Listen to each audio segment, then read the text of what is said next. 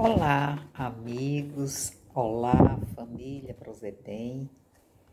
Lamentavelmente, nós não conseguimos terminar a reforma da nossa casa de oração no tempo que estava previsto, para o dia 5 de abril.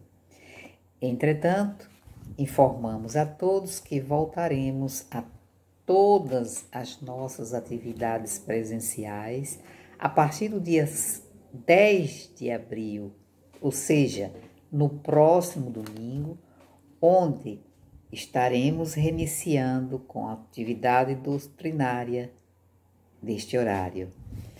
Convidamos a todos para que possam nos prestigiar com as suas presenças e informamos que continuamos com nossas reuniões doutrinárias através do nosso canal virtual do Prozedem TV e até lá, até o próximo domingo e que Deus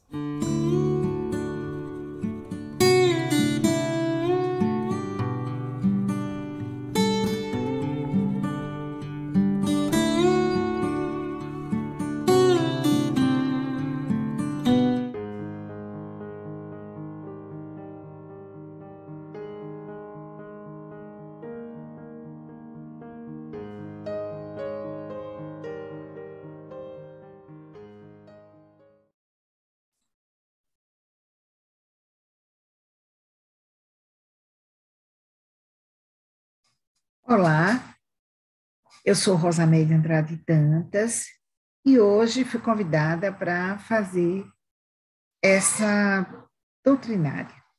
Agradeço a espiritualidade maior por essa oportunidade, assim como aos irmãos do Pronto Socorro Espiritual Bezerra de Menezes. Vamos iniciar com uma preparação do ambiente. Então, eu escolhi para hoje uma mensagem de Emmanuel, psicografada por Chico Xavier, que diz o seguinte: as mensagens edificantes do além não se destinam apenas à expressão emocional, mas, acima de tudo, ao teu senso de filho de Deus, para que faças o inventário de tuas próprias realizações e te integres, de fato, na responsabilidade de viver diante do Senhor. E vamos fazer uma oração inicial para que os bons espíritos e todas aquelas falanges que orientam os nossos trabalhos espíritas nos ajudem a poder expressar aquilo que é necessário para nosso desenvolvimento espiritual. Então, vamos orar o Pai Nosso, psicografado por Chico Xavier, a partir de Emmanuel. Nosso Pai, que estás em toda parte, santificado seja o teu nome no louvor de todas as criaturas. Venha a nós o teu reino de amor e sabedoria. Seja feita a tua vontade, acima dos nossos desejos, tanto na terra quanto nos círculos espirituais. O pão nosso, do corpo, da mente, dai-nos hoje. Perdoa as nossas dívidas, ensinando-nos a perdoar nossos devedores, com esquecimento de todo mal. Não permita que venhamos a cair sob os golpes da tentação da nossa própria inferioridade. Livrai-nos do mal que ainda reside em nós mesmos, porque só em ti brilha a luz eterna,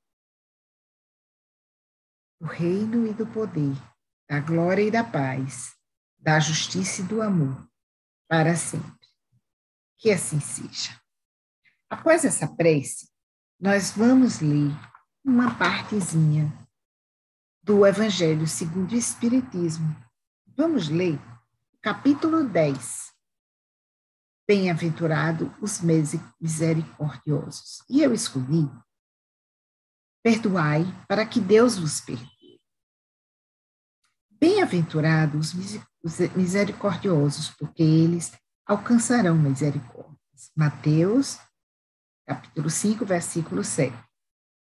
Se perdoares aos homens as ofensas que vos fazem, também vosso Pai Celestial vos perdoará os vossos pecados. Mas, se não perdoares aos homens, também vosso Pai vos perdoará, não vos perdoará os pecados. Mateus, capítulo 6, versículos 14 e 15. Se teu irmão pecar contra ti, vai e corrige-o entre ti e ele somente. Se te ouvir, ganhado terás o teu irmão. Então, chegando-se Pedro a ele, perguntou: Senhor, quantas vezes poderá pecar meu irmão contra mim, para que eu te perdoe? Será até 7 vezes? Respondeu-lhe Jesus: Não te digo que até 7 vezes, mas até 70 vezes 7 vezes. A misericórdia é o complemento da mansutude, pois os que não são misericordiosos também não são mansos e pacíficos. Ela consiste no esquecimento e no perdão das ofensas. O ódio e o rancor denotam uma alma sem elevação e sem grandeza. O esquecimento das ofensas é próprio das almas elevadas, que pairam acima do mal que lhe quiserem fazer. Uma está sempre inquieta, é de uma sensibilidade sombria e amargurada, a outra calma, cheia de mansutude e caridade. Que assim seja. Então, hoje, o tema de nossa exposição é o perdão e a prevenção das doenças. Como é que nós podemos abordar essas questões no dia a dia? Bom, nós sabemos que um dos grandes sofrimentos da humanidade são os problemas da doença. E, durante muito tempo, essa questão das doenças ficou muito como se fosse um castigo unilateral. Deus, os espíritos superiores castigando o ser humano. Porém, com o passar do tempo e seguindo a ciência, nós vamos ver que nós também precisamos fazer a nossa parte. Assim, meus irmãos, comecemos colocando um pilar importante da nossa doutrina espírita. Kardec, quando escreveu sobre a orientação dos espíritos superiores, o Livro dos Espíritos, o Livro dos Médiuns, o Evangelho segundo o Espiritismo, o Céu e o Inferno, a Gênese, vai nos colocando paulatinamente que a doutrina espírita é de natureza tríplice, abrange princípios filosóficos, e aí a gente vai encontrar muitas questões importantes que vão nos orientar. Abrange também princípios científicos e princípios religiosos ou morais. Daí Allan Kardec afirmou que o Espiritismo é ao mesmo tempo uma ciência de observação e uma doutrina filosófica. Como ciência prática, consiste nas relações que se podem estabelecer entre nós e os espíritos. Como filosofia, compreender todas as consequências morais que decorrem dessas relações. Então, a primeira questão que eu quero aprofundar é que, em sendo uma questão científica, ela necessita de comprovações, né? E dentre estas questões importantíssimas está a imortalidade do espírito, a influência exercida pelos espíritos e o intercâmbio mediúnico que se estabelece entre encarnados e desencarnados. Essa questão é muito importante. Por quê?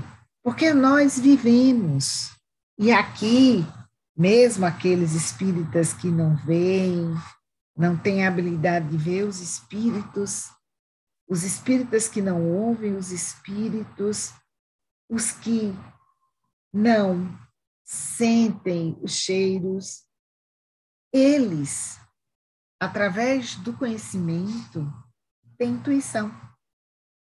E os espíritas sabem que nós vivemos num mundo aonde estamos encarnados, mas que perto de nós tem outros espíritos. Esses que se aproximam da gente através da nossa frequência vibratória. Então, nós vamos ter sempre no nosso entorno espíritos que vão estar em sintonia com nós mesmos.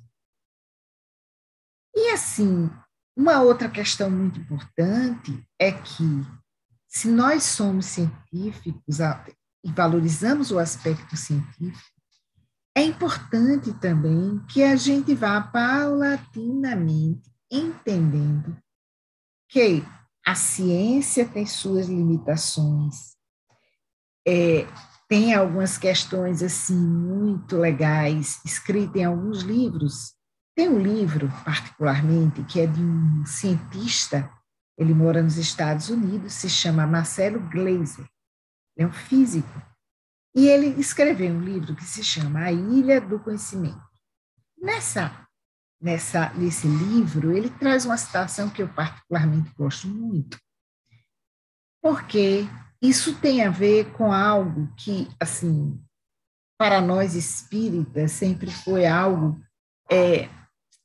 uma realidade, principalmente quando nós lemos a obra de André Luiz, que fala de um mundo espiritual, mas assim, não só a obra de André Luiz psicografada por Chico Xavier, como também a obra de Kardec, é uma questão que hoje já é uma realidade para a nossa ciência, mas que é pouco entendida, que é o que, segundo ele traz uma citação até de um outro cientista, que também é físico, que se chama Heisenberg, que o que observamos na nossa vida, na natureza, é apenas a natureza exposta ao nosso método de questionamento.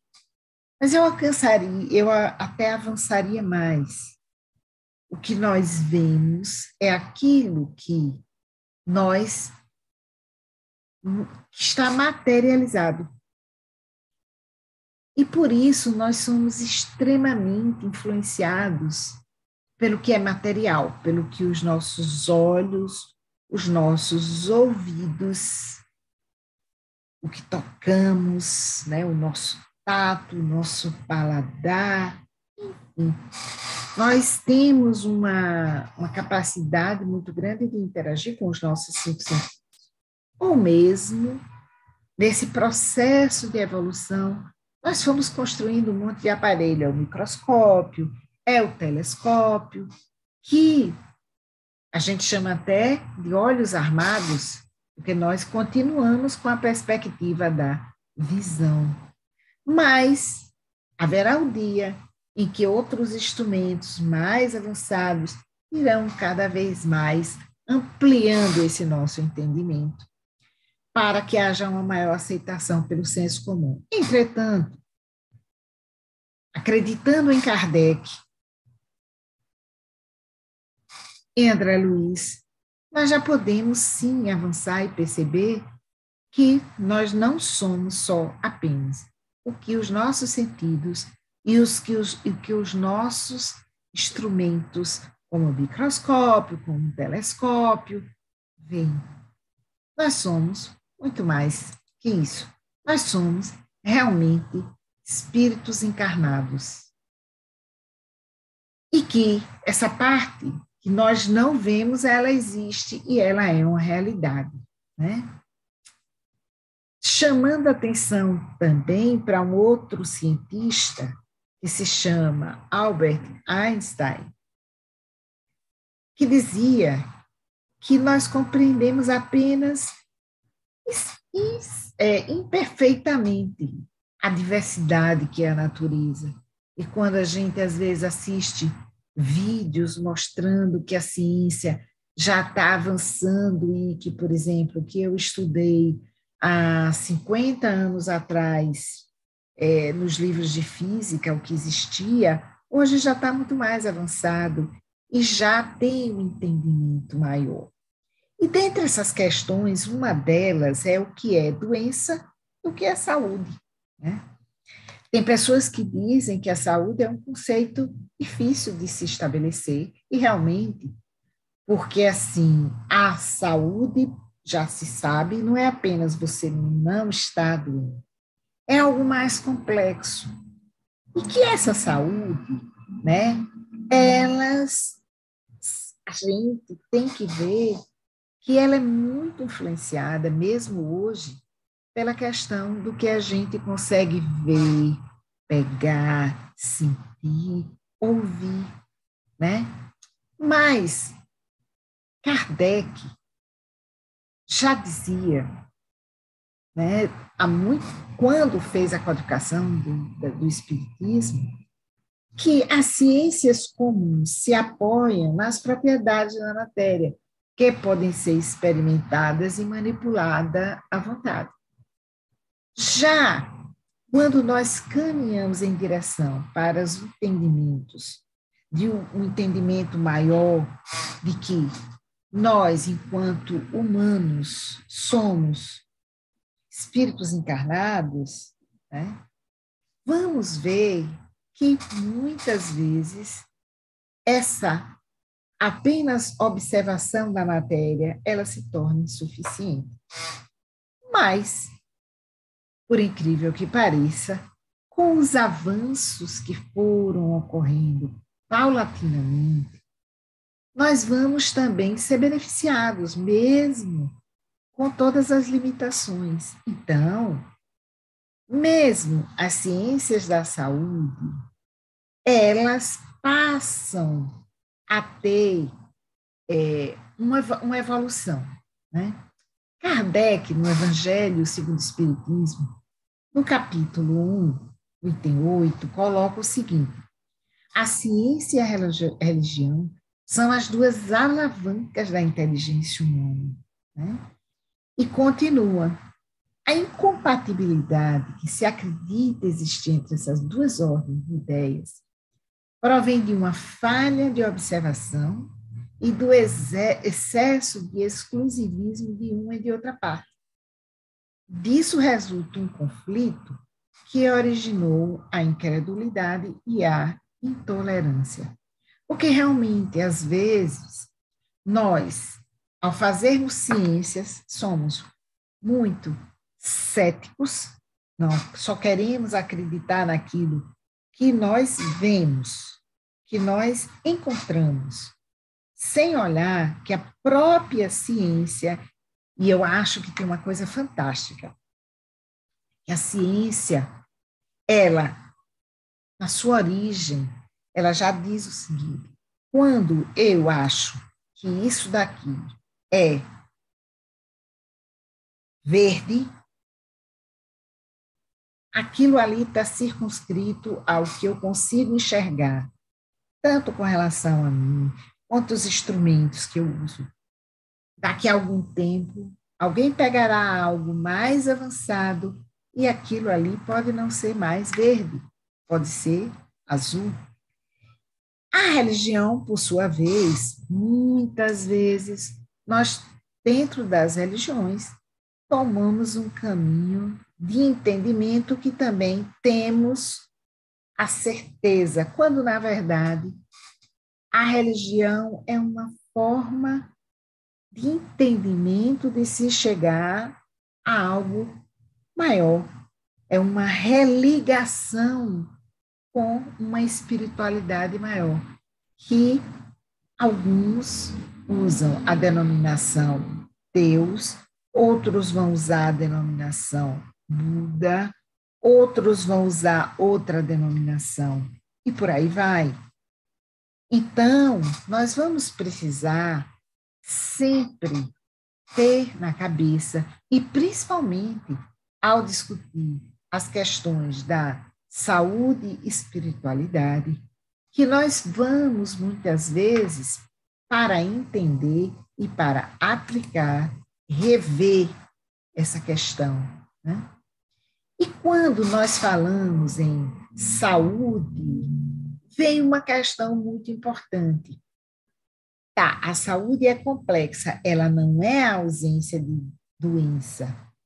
E aí vem uma discussão muito interessante que também está colocada no Evangelho segundo o Espiritismo, que é a higiene pública, esse elemento tão essencial para o bem-estar e a saúde, desconhecido por nossos pais, é objeto de cuidados especiais. O infortúnio e esse sofrimento encontram lugares de refúgio, né? Toda parte a ciência é chamada a contribuir com esse bem-estar, né? E aí tem a pergunta: será que é possível atingirmos a perfeição? Certamente que não. Mas o que já se faz dá a medida de que pode se fazer com perseverança se o homem for sensato o suficiente para procurar sua felicidade nas coisas positivas e sérias, e não nas utopias que os fazem recuar em lugar de avançar. Essa questão da prevenção das doenças entra aí. Então, quando a gente pega os conceitos dos organismos internacionais, como o da Organização Mundial de Saúde, nós vamos ver que desde 46 houve uma discussão, uma preocupação de se chegar a um conceito de saúde. Inicialmente, esse conceito ele era apenas que saúde era ausência de doença, e depois já se viu que não, que a ausência era um estado de bem-estar físico, mental e social, e não apenas na ausência de doença ou de enfermidade. Porém, essa discussão vai evoluindo, ela não fica parada. E mesmo que vocês possam procurar e encontrar que esse conceito ainda é válido, a própria Organização Mundial de Saúde, na medida que ela vai discutindo, ela vai verificando que esse conceito, ele, na medida que quer entrar na discussão da qualidade de vida, ele é insuficiente. E daí,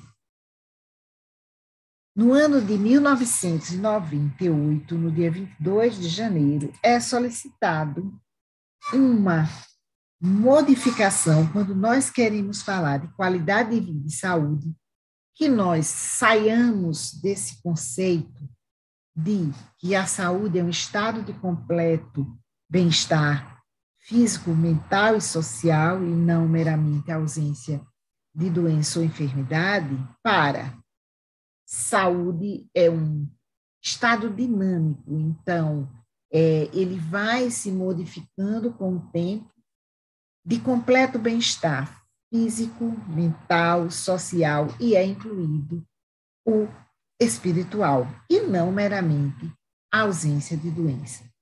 Então, essa questão que está colocado na obra de Kardec sobre a questão da importância da saúde pública, das medidas de higiene, porque eles usam higiene de saúde, porque naquela época essa era denominado higiene, ações de higiene. Nós da doutrina espírita tem um contato muito grande na hora que nós entramos e estudamos as obras de Chico Xavier, as obras de Divaldo Franco, que trazem para a gente essa interação de uma forma muito clara. Não posso parar aí. Hoje nós temos muitos e bons autores falando dessa relação entre a saúde e a espiritualidade, seja através de vídeos, seja através de palestras públicas, presenciais, e seja através de livros.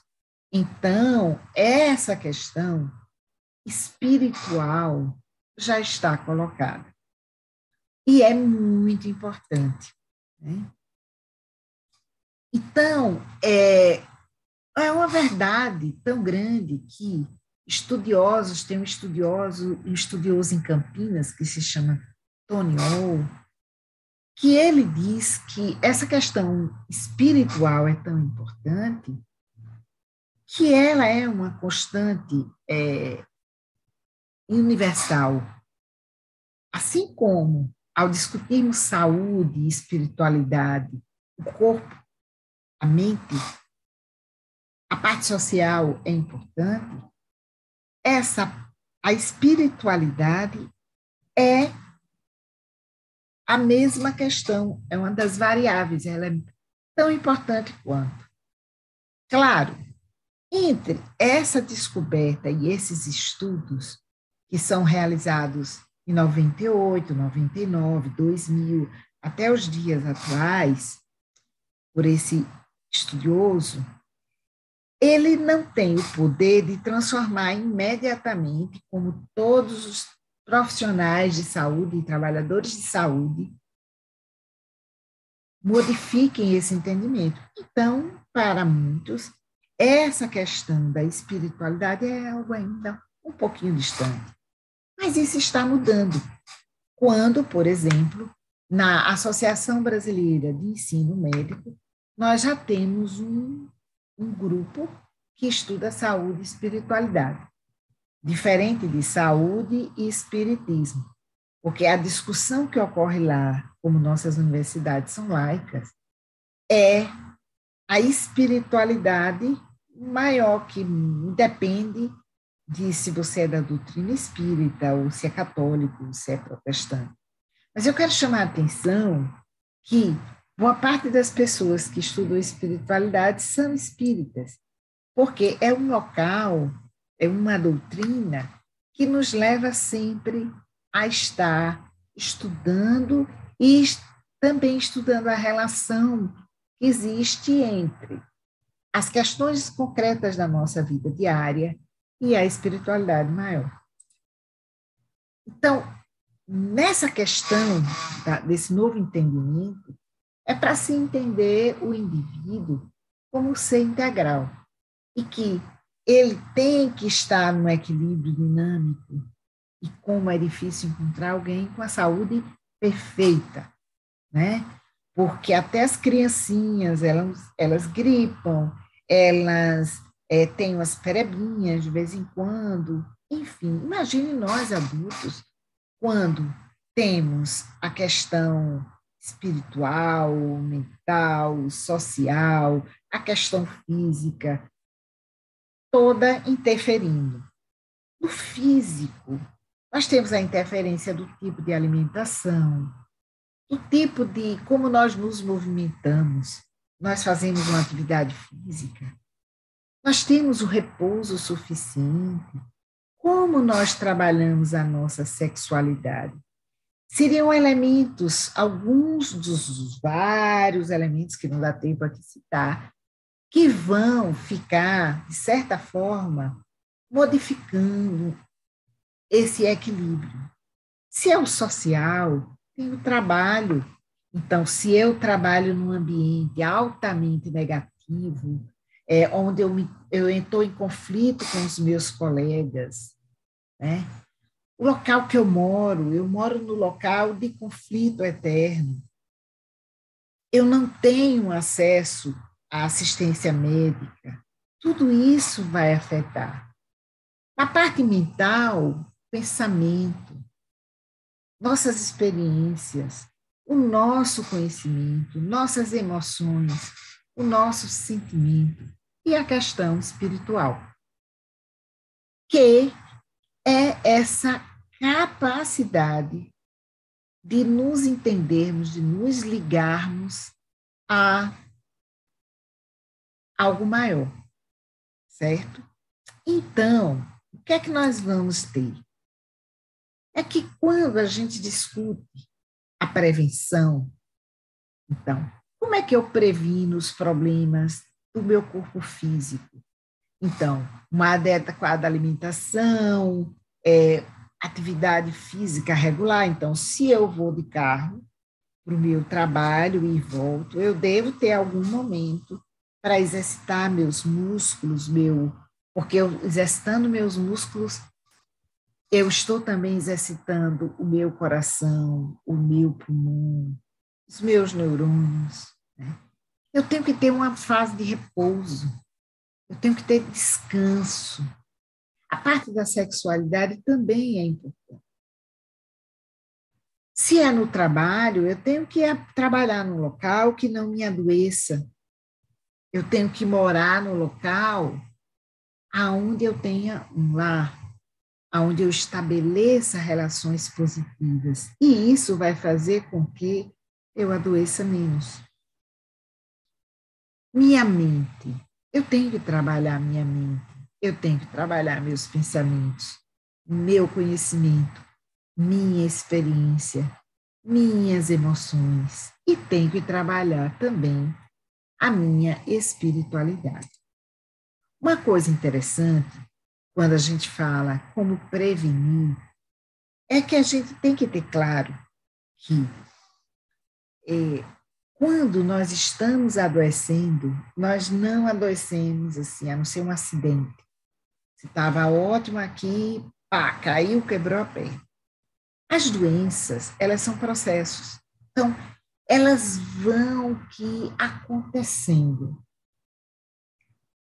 E por isso que hoje já se sabe que a forma que nós levamos a vida, a forma que nós entendemos a vida, ela vai ser, do ponto de vista espiritual, algo fundamental para a prevenção.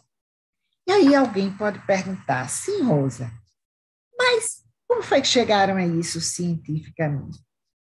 Então, hoje, nós temos algumas sociedades de especialidade, como a cardiologia, como a psiquiatria, como a medicina da família e comunidade, como os médicos que trabalham com cuidados paliativos, que foram estudando e verificando que realmente, quando você desenvolve a parte espiritual, você automaticamente trabalha parte do corpo. Então, em 2019, antes da pandemia, a Sociedade Brasileira de Cardiologia fez uma atualização das diretrizes de prevenção cardiovascular, os problemas cardiovasculares. E verificaram que existe o quê? Evidências científicas disponíveis que descrevem que pessoas que têm níveis elevados de espiritualidade e religiosidade são associados a menores prevalência de tabagismo, menor consumo de álcool, menor índice de sedentarismo, pois tem uma atividade física, melhor adesão à questão nutricional e melhor adesão aos medicamentos em doenças como dislipidemia, aquela que você vai para o médico e o médico diz assim, seu colesterol está alto. Aí fala de LH, LDL, DLH. Por que será?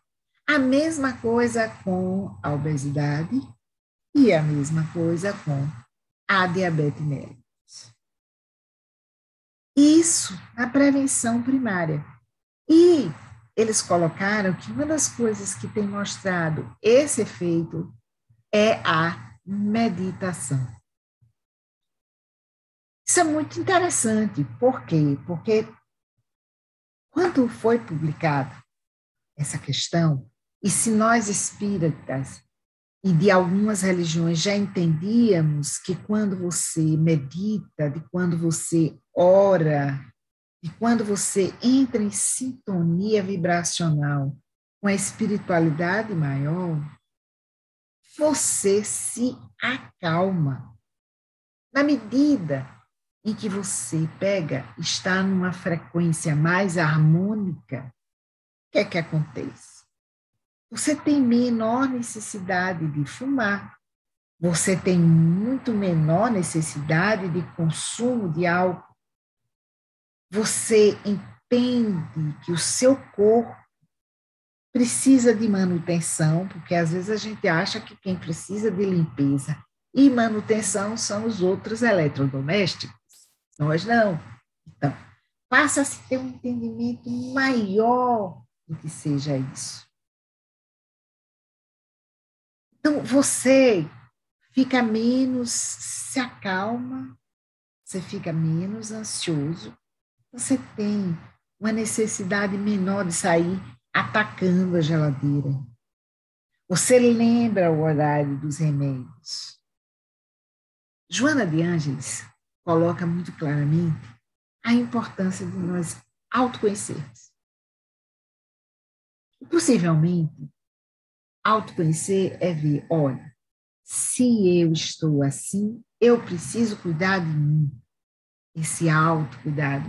Então, eu preciso tomar 2 litros de água, eu preciso tomar os meus medicamentos, eu preciso ocupar minha mente para que eu toda hora não vá à geladeira e pegue justo aquilo que mais impacta negativamente na minha dieta. Então, uma outra questão é, se nós estamos num processo meditatório, em processo de oração e vigília, o que é que nós vamos fazer? Na medida que vibramos mais positivamente, os espíritos que vão estar aqui junto a nós, junto a mim, junto a cada um de vocês, são espíritos mais evoluídos. E daí, esses espíritos não vão ter interesse nenhum de nos influenciar para algo que vá prejudicar esse corpo que a espiritualidade maior nos deu. Para quê? Para que nós conseguirmos fazer o trabalho nessa nossa encarnação, utilizando o máximo possível de nossa capacidade de trabalho para não só fazer o trabalho conosco, quanto com os irmãos. Nesse mesmo estudo, tem uma questão, que é o título da palestra, que é perdão. O perdão e a prevenção. E que, assim, quando eles estudaram, verificaram que a pessoa fica doente.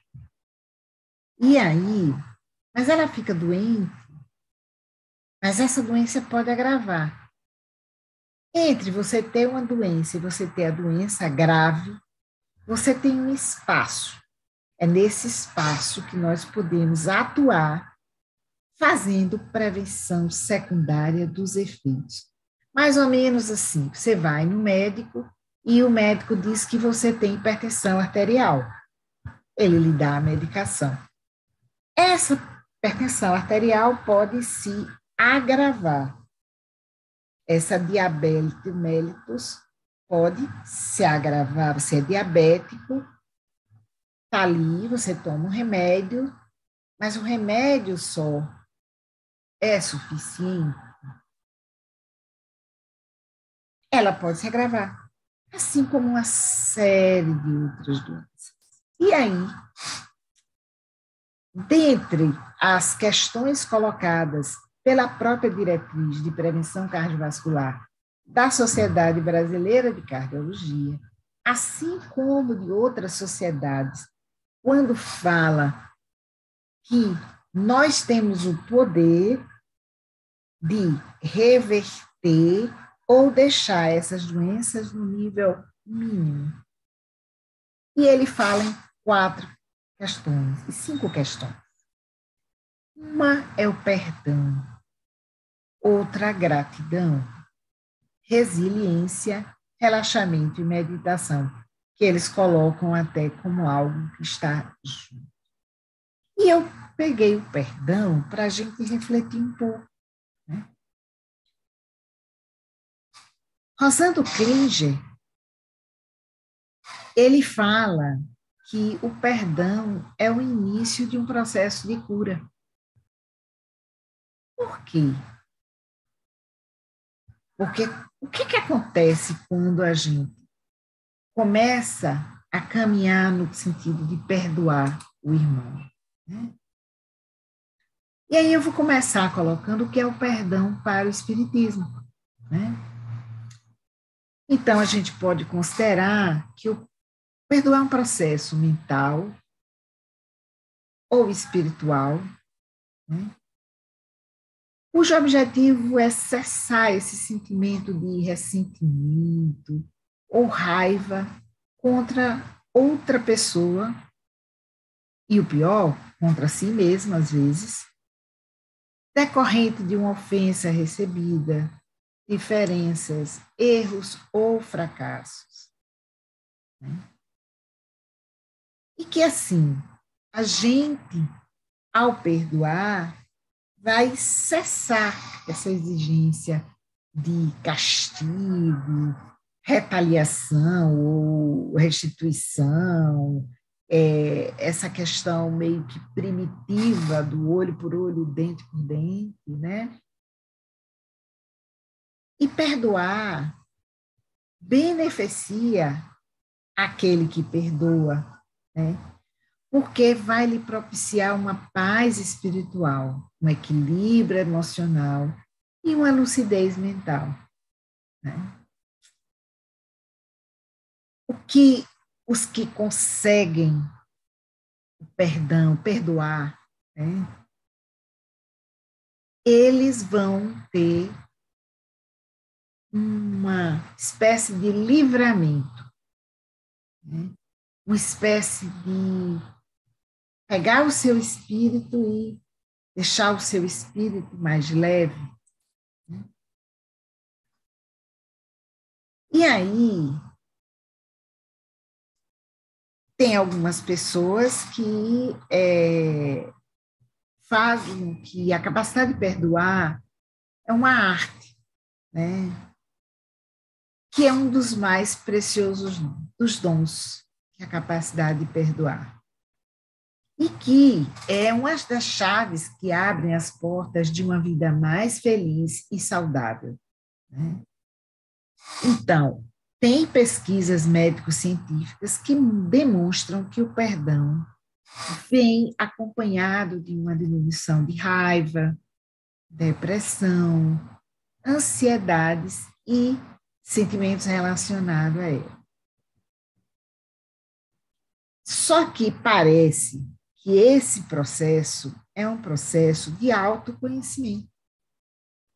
Então, a gente precisa buscar, porque como ainda nosso grau de desenvolvimento espiritual vai variar, possivelmente dentre nós vai ter quem tenha mais facilidade e vai ter quem tenha menor facilidade.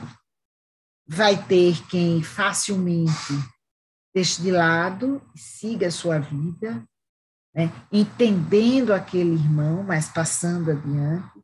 E vai ter aqueles que fazem um movimento que inicialmente perdoam, mas daqui a pouco deixa escapar uma sombrazinha de que ainda está ressentido, né? E isso daí é um processo que pode demorar,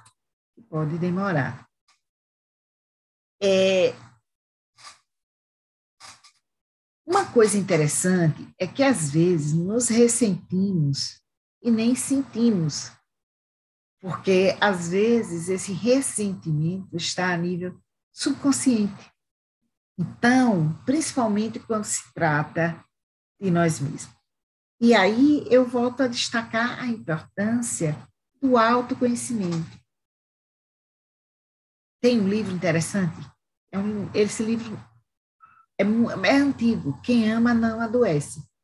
E assim, às vezes você dá para uma pessoa e ela quer pensar que esse livro é como receitar um remédio para dor, como dipirona, ou outro remédio que tira a dor, ou até um anestésico. Não. O autoconhecimento é um processo lento, gradual e difícil. Por isso que nós temos assim que trabalhar bastante essa questão do perdão, não só para os irmãos que aprontaram alguma coisa conosco, mas também para nós, né? Tem alguns estudiosos que dizem que quando não conseguimos perdoar, vivemos alimentando o sentimento com mágoa, rancores. Aí damos à pessoa um poder sobre nós. Além disso, ao vibrar na mágoa, no rancor, na raiva e sentimentos negativos, nós atraímos também vibrações negativas, né? E assim, ironicamente, ele coloca: ao recusar seu perdão a alguém, você, na verdade, dá a essa pessoa um poder considerável sobre o seu bem-estar mental e físico. E eu diria mais, espiritual e também social, porque é um todo integrado.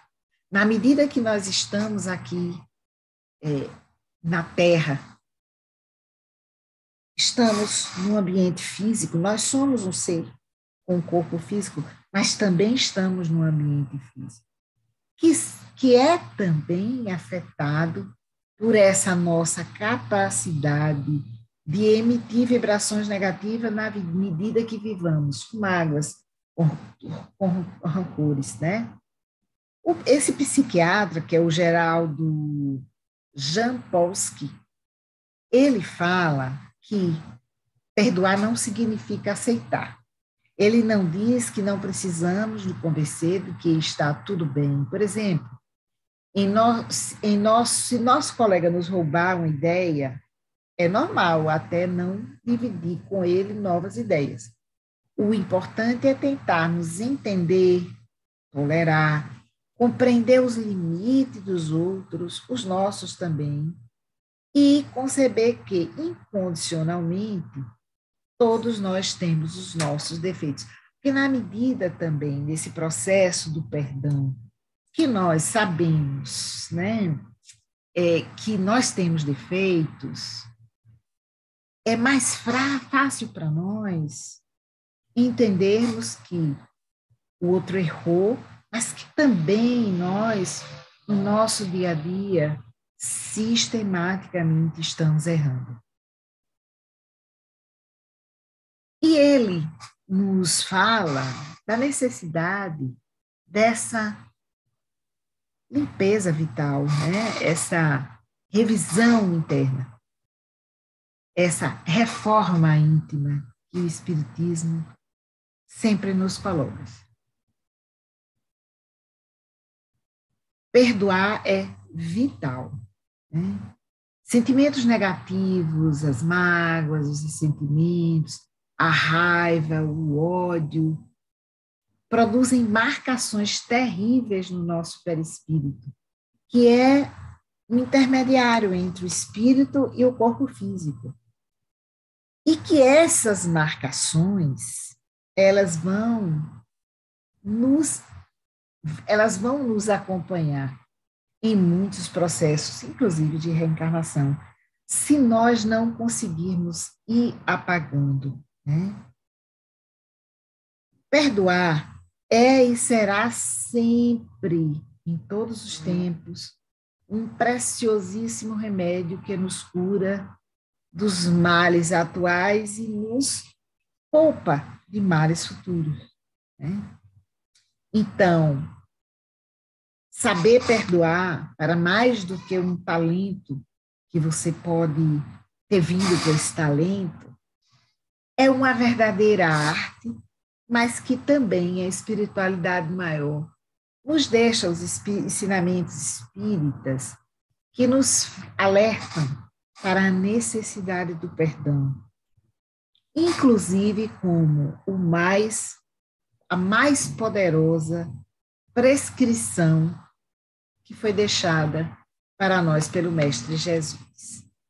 Então, com essas palavras, eu concluo a minha exposição colocando a necessidade premente de nós fazermos a nossa reforma íntima para perdoar não só os nossos irmãos por algo que tenhamos feito, como a nós mesmos acerca do que tenhamos feito com nós e com os outros.